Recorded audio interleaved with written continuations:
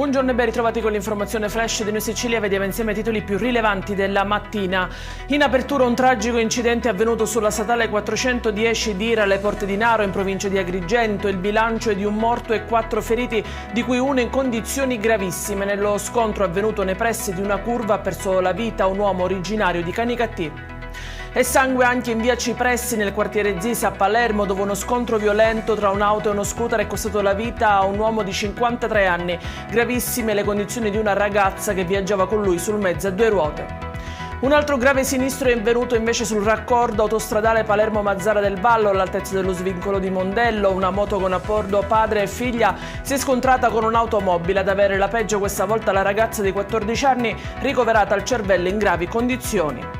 È ricoverato invece in condizioni disperate al San Marco di Catania un uomo di circa 70 anni, noto nell'ambiente dell'agonismo subacqueo catanese, rimasto gravemente ferito alla testa durante una battuta di pesca nelle acque vicino all'oasi del Simeto. La procura indaga adesso per accertare se si sia trattato di un incidente.